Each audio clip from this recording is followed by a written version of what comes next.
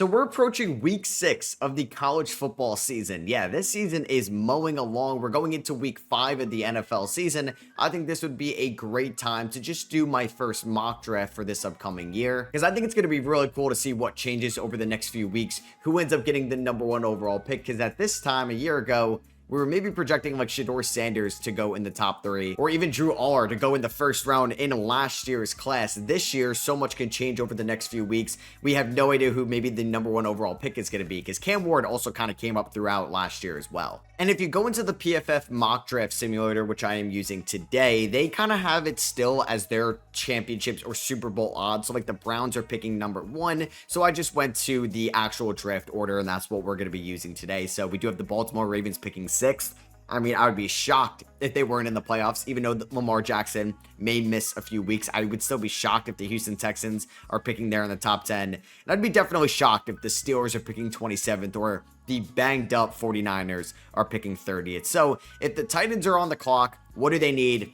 Everything besides quarterback, who they selected Cam Ward with the number 1 overall pick in last year's draft. So in maybe a volatile QB class where you can have 3 different names here at the top, maybe 4, right? You could have Mendoza, you could have Lenore Sellers, Dante Moore, maybe not as much Garrett Nussmeier as of late. They don't have to figure out who's going to be the best one, because there's a chance 3 of those guys are bad and 1 is good, and you're kind of throwing a dart at the dartboard. I think they just got to go with playmakers, highest floor, highest ceiling, blue chip guys in this class, and it's Ruben Bain Jr. from Miami, basically Abdul Carter of last year, somebody that is taking control of just what you would want with a top pick in the NFL draft. He's a junior that's had a very good kind of track record of games so far. He's been elite against some top teams in the country, at least when they were going into those weeks. I mean, like, I'm not going to say Notre Dame, USF, or Florida are like elite teams, but I think the junior has held up his end this season. I think the only other guy you can consider for the Titans at number 1 is Caleb Downs. I just don't know if we're ever going to see a safety go number 1, and they're going to have the positional value player like Ruben Bain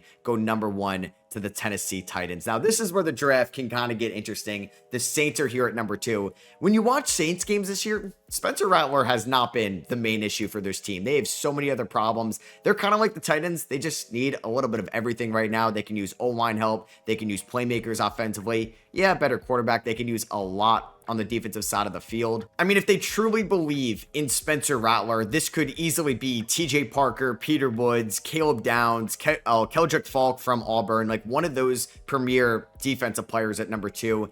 New Orleans could trade down, because you think the Jets and the Browns are going to want a quarterback as well. And what if a team that maybe wants a quarterback, maybe like Vegas, maybe that's really it, that's in this range, that would trade up for a quarterback? Who knows what David Tepper thinks about Bryce Young. I mean, the Dolphins could also look to trade up if they're kind of done with the whole Tua thing. So I think they're going to take a quarterback in this situation. I'm going to go with my favorite quarterback out of the bunch here, and that is Fernando Mendoza, playing from Indiana. He was on a lot of people's radar going into this year. It's like, okay, could this guy be a first-round quarterback? Could he even be the top quarterback in this class? I thought he was great against Illinois, which was like his first true test this year. He was solid against Iowa, not perfect, but he has incredible arm strength. He could spray the ball all over the field from opposite hashes as well. And I think the Saints, if they are picking number 2, are going to select Mendoza. I think Rattler, like I said, has been fine. And I know they took Tyler Shuck in the second round last year. Still don't know why.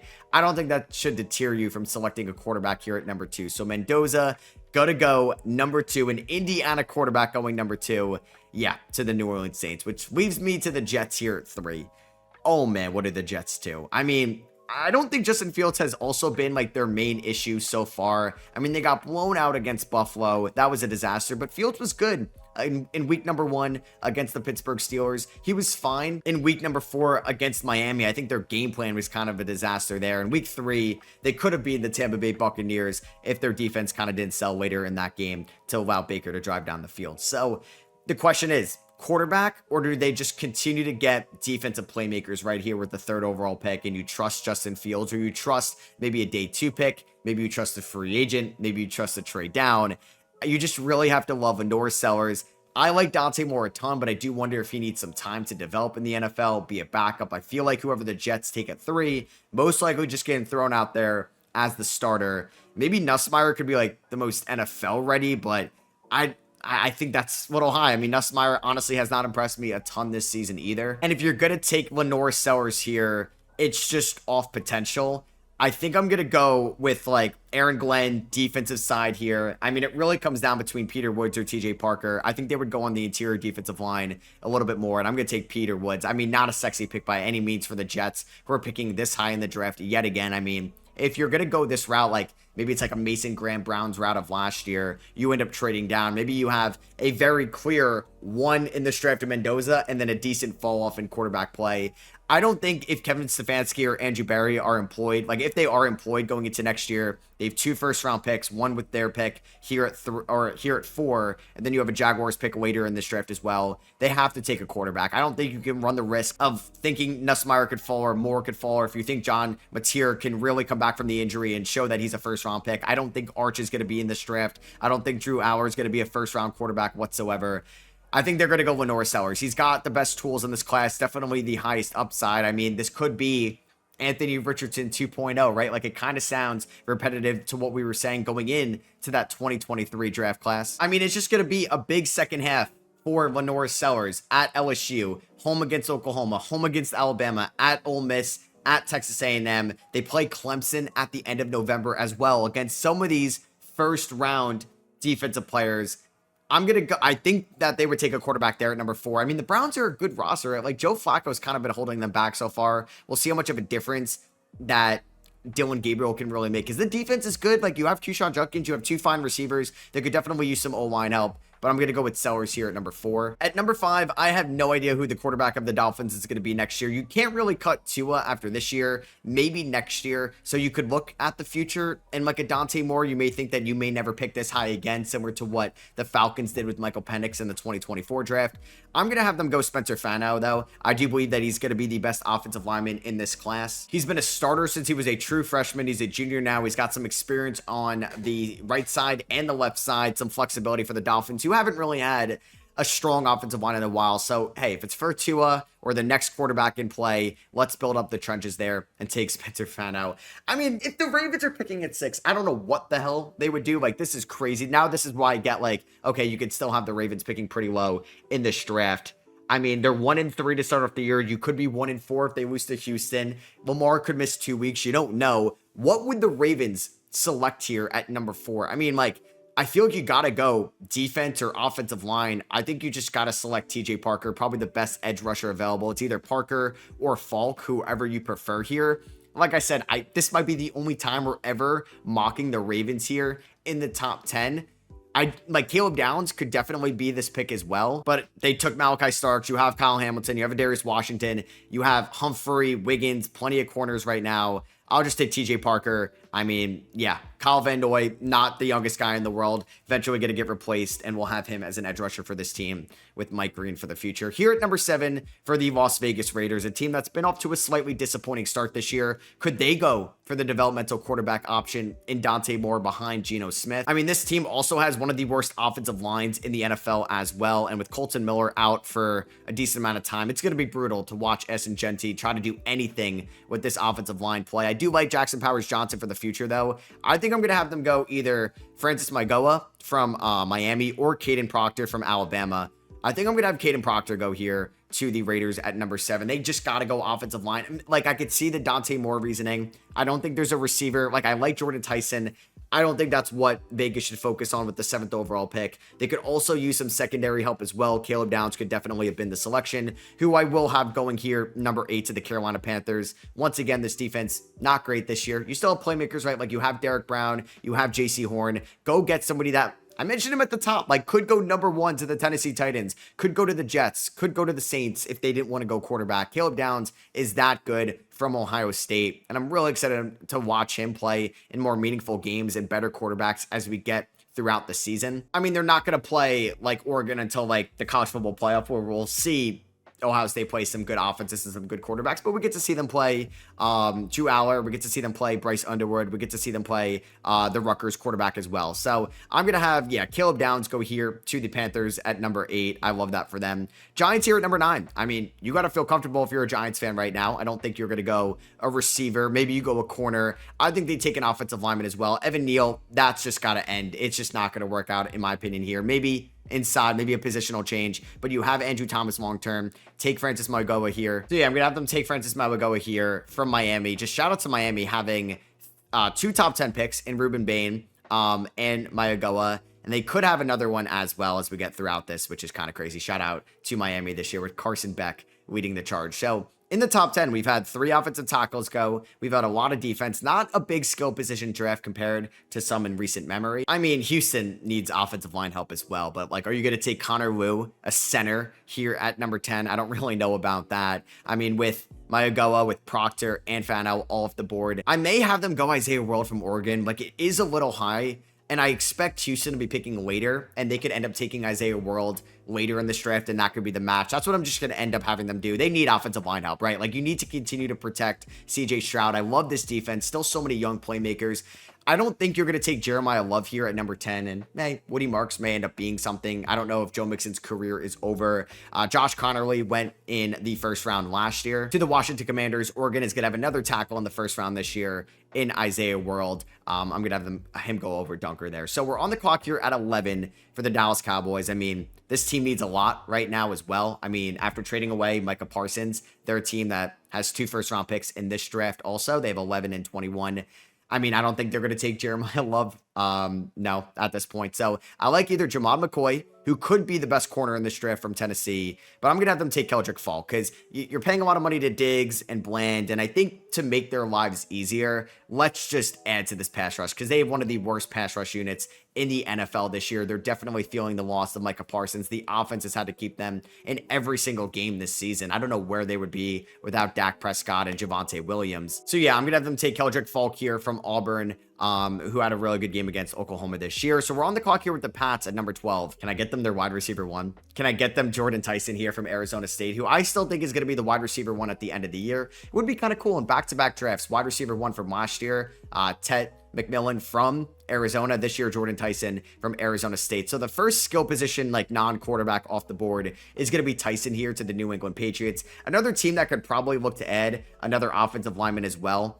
They could look at edge rusher here. They could look at Jamad McCoy, opposite of like Christian Gonzalez. Like, that would be something. But I'm going to have them go Jordan Tyson here at number 12, kind of stealing Tyson from the Denver Broncos, who could also look to take a receiver. I mean, with them taking Jahdae Barrett, like, they're not taking Jamad McCoy, who has fallen here in this mock. So I think I may have them reach on a receiver. It's just like, who do you prefer out of Carnell Tate, Denzel Boston, or Mekhi Lemon? I think I'm going to take Mekhi Lemon, who's been a baller this year for USC. Get some solid competition as well. Get some more young names there. I know they drafted like Troy Franklin over the years, Pat Bryant last year. I want a true first-round receiver to Denver, who we mocked at times last year for them. We mocked first-round tight ends like Colston Loveland and Tyler Warren to them a ton.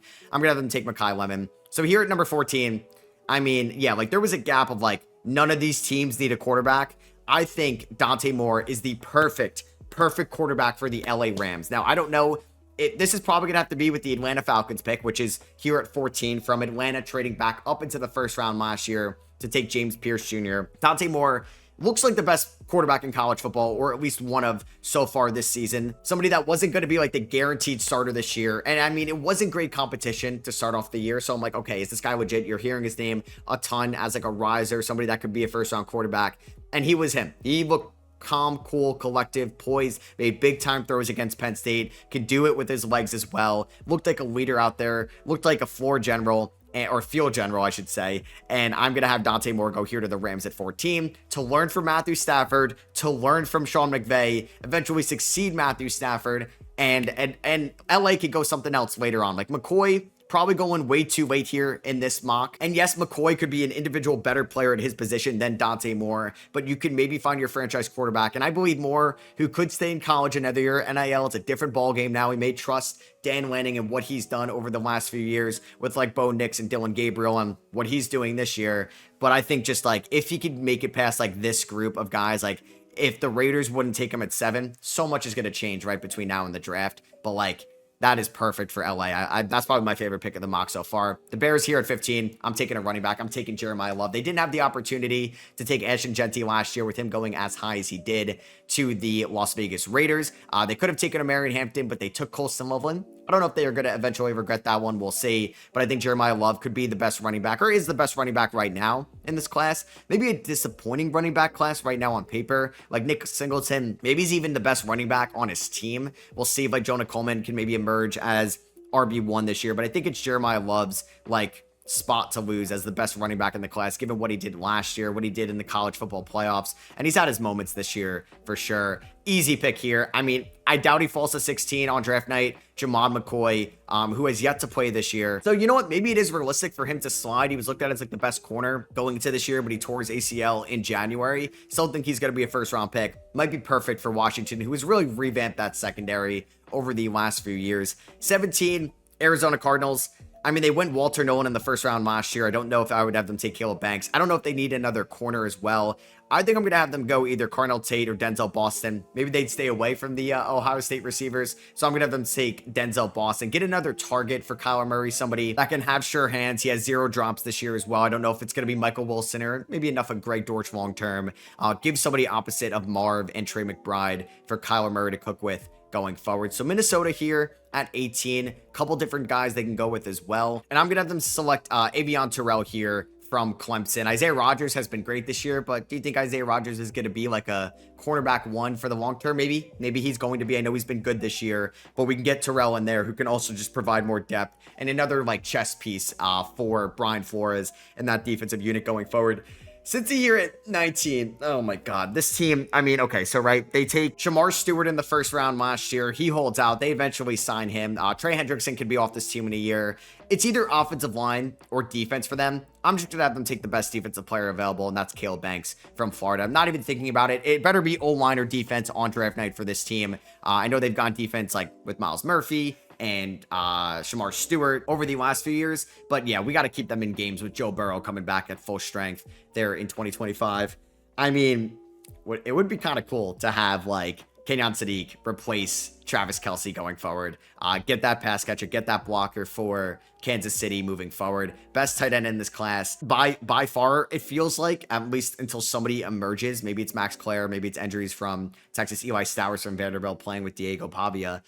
I think I'm going to have Kenyon Sadiq go here, number 20 to the Chiefs. Offensive line could be in play here. Maybe another defensive piece. Obviously, they need a running back playmaker. I don't think they need to touch receiver. Like, I'm fine with Worthy and Rashee Rice and whatever they can get out of, like, a Thornton or like an MVS in some years or a Juju Smith-Schuster. So, yeah, maybe they would end up going offensive line here, but I'm going to have them take Sadiq just because I think this could be Kelsey's last year. Maybe they're fine with, like, a Noah Gray moving forward, but let's take a first-round tight end. Why not? So we're on the clock here with the Packers at 21. We took Falk there at 11. I want to stick on the defensive side of the ball. Let's just go with Mansour Delane. Maybe Morris Claiborne 2.0 for this team, an LSU corner. They need guys in that secondary. They just need guys on defense. So, yeah, I'm going to have Delane here. Maybe offensive line, I just think they got to address defense, and that's what you're going to do with 2 first-round picks moving forward. The Browns at number 4 took Lenoir Sellers. They do have, like, aging offensive linemen like Joel Bitonio, like Wyatt Teller. It might be kind of early, but I'm going to have Connor Lew go here from Auburn. I think you got to protect, you got to invest in the offensive line for Lenoir Sellers moving forward. I think you're fine at receiver, you're fine at tight end, you're definitely fine at running back. Hey, like Jackson Powers Johnson was like a center converted to a guard. Like, you don't have to play Lou at the center position in the NFL. And we're going to have him go there 22 to the Browns. Even like, I know Zach Frazier went in the second round, but like something similar to there. You're fine. You can eat it at 22. Maybe you trade down moving forward. Seahawks at 23. They could use a couple different things as well. Carnell Tate joining JSN over there. I think you're fine with like Torrey Horton and obviously JSN long term. So I think they can go corner. And it's just kind of your pick here between Colton Hood or AJ Harris. I think I like Colton Hood a little bit more, who's been somewhat of a riser this year for Tennessee out of the transfer portal, who I believe was playing with Deion Sanders last year, and I think he was in Auburn a couple years ago. So we're going to have Colton Hood go over there, just adding to that Seattle secondary, just kind of like a rich part now of that defense with like Eminwari, Woolen, Witherspoon, just playmakers over there in the secondary going forward. I like them adding to that defense. Like always, though, offensive lineman you like here, you can take. Rams here at 24. I think I may have them go offensive line. It's either protecting Matthew Stafford or it's protecting Dante Moore going forward. I think you could end up going with Xavier Chaplin here from Auburn, who I do think is going to end up as... it's either Chaplin or Womu from Utah. I do think Utah's going to end up having 2 first-round tackles. So I'll have Caleb Womu actually go here to LA because Tampa also at 25, a team that's had a decimated offensive line this season. I would like to continue to protect Baker Mayfield going forward. You could go Austin Barber. I think for them, I'll have them end up going, who I was going to take for the Rams there, and Xavier Chaplin out of Auburn. Yeah, we're going to have 2 Auburn offensive linemen there in the first round. Colts here at 26. I mean, I'm going to think that Daniel Jones is the quarterback going forward. You're fine at running back. I think you're fine at receiver in a way. I don't think you need to reach on anything like that. And I really don't hate like this offensive line moving forward. So I think you can either go with like LT Overton here, David Bailey from Texas Tech. I think I'm going to have them actually go David Bailey here from Texas Tech in the first round. Steelers at 27. You could see the need of a quarterback. You could take John Mateer here. He torched my Temple Owls this year, like a lot of quarterbacks can. Arch Manning still on the board. I don't think Arch Manning is still going to be in this draft unless he was like a consensus 1-1, and we have not seen enough from him yet. I'll have Garrett Nussmeier go here. I kind of hate it as a Steelers fan. I don't know if we're going to see them select a quarterback. I mean, you may not get a better option than Nussmeier over the years if this team never fully tanks or rebuilds. Like, I don't think they ever will with Mike Tomlin. Who knows? Aaron Rodgers may be on this roster again next year, but I could see them taking a quarterback in the first round this upcoming year. If there's actually like 4 different guys, maybe 5 different guys that can go in the first round this year, compared to last year where we did see Cam Ward consensus 1-1, and then it wasn't until like a late draft, I think, hype from Jackson Dart for the Giants to trade up for him on the night of the draft. So I feel like Detroit could just look to add to the trenches as well. I like them taking Christian Miller here from Georgia, just beefing up that defensive line. I think it's going to be D-line or O-line for this team going forward. They could also maybe address secondary. I think for the Chargers at 29, like their offensive line is like good on paper going into the year, but they've just also been decimated by injuries in a way. So I'll have them take Austin Barber here from Florida. Maybe somebody, we'll see if you can eventually bump them around the offensive line. The Niners at 30, a team that's also just been decimated this year with injuries. I feel like they could just turn in like offensive linemen over the years. And you know what? I think I may have them take Carnell Tate. I don't know for sure if Juwan Jennings or Brandon Ayuk is going to be on this team in 2 to 3 years. I like Ricky Pearsall going forward. So I'm going to have them actually take like maybe the best player available in Carnell Tate there with the 30th overall selection.